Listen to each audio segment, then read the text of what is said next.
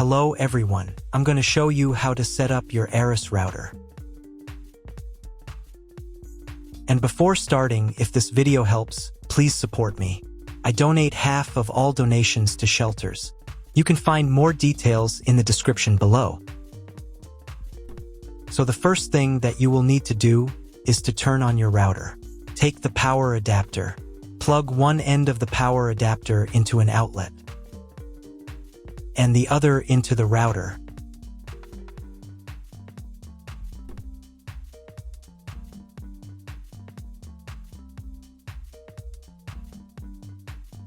Then press the power button.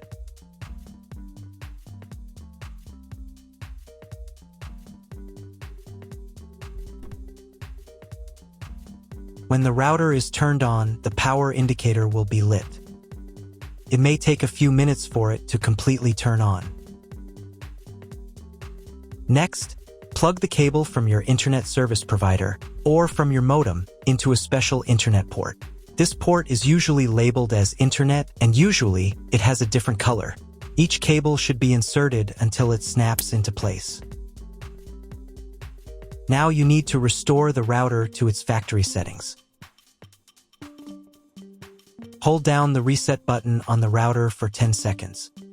Wait until the indicator lights on the router start flashing. At times, this button is found inside the router casing to prevent it from being pressed by mistake.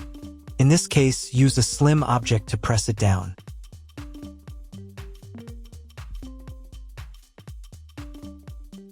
The router will restart, and the settings will go back to their original factory defaults. Plug one end of the Ethernet cable provided with the router into one of the LAN ports.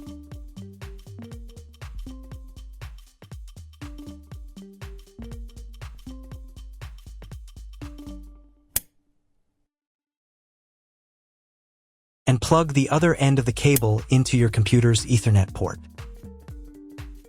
Wait a few minutes for connection. Great, we've connected the router to your computer. Now you will need to set it up. But first, let me show you another way to connect the router if you do not have an Ethernet cable or your computer does not have an Ethernet port. Connect the router to the power adapter and cable from your internet provider. This will enable Wi-Fi. If your router is new and hasn't been set up, your Wi-Fi network will be named after the router. Your router has a unique Wi-Fi network name and password printed on a sticker. Connect to it. Awesome, you've connected to the router. Now let's get it set up. First, open your web browser and visit the URL you see on the screen. Use the URL bar instead of the search bar.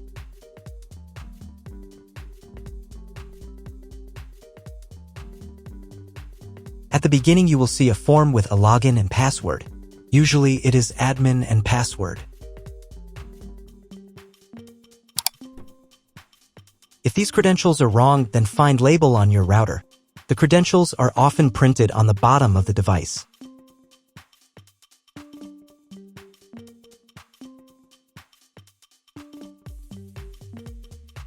If none of this works, it means that your router has already been configured and someone has changed the login and password. If you can't find out the login credentials, just reset the router to factory settings.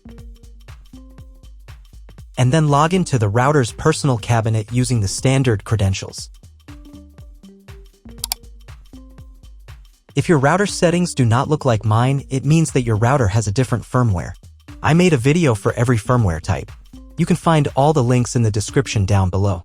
I want to warn you right away that there are many firmware versions and they may differ slightly. But don't worry, you will succeed, just watch the video and follow the instructions. So, as I mentioned earlier, the first step is to enter your username and password to access the router's admin panel.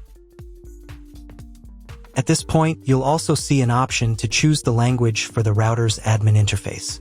You can select from several available languages depending on the model, but in this case, I'm going to leave it set to English. It's the default and most documentation supports it. Once you've entered the username and password and selected the language, click the Apply button to proceed. After that, a pop-up window may appear. This is a security prompt asking if you want to change the default login password for the admin panel. This step is extremely important for your security. Leaving the default password makes it easier for someone to access and change your network settings without permission. So I strongly recommend changing it. To do that, click right here to open the password change page. On this page, you'll see 3 fields. In the first field, enter your current password, the one you just used to log in. In the second field, type your new password. Make sure it's strong and hard to guess. And in the third field, retype your new password again to confirm it. The password must be at least 8 characters long, but ideally you should use a mix of letters, numbers, and symbols to make it more secure. You might also see a field labeled Login Timeout. This setting determines how long your session in the router's admin panel will remain active when you're not using it. For example, if you set the timeout to 900 seconds, that's 15 minutes, and you don't interact with the interface during that time, the system will automatically log you out. This feature helps protect your router from unauthorized access in case you leave your computer unattended while logged in. Once you've made all the changes, click Apply to save them. Now, let's move on and change the Wi-Fi network name and password.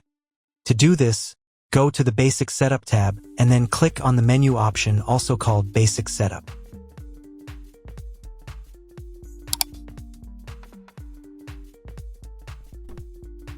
In this section, you'll see a field labeled Wireless Network Name.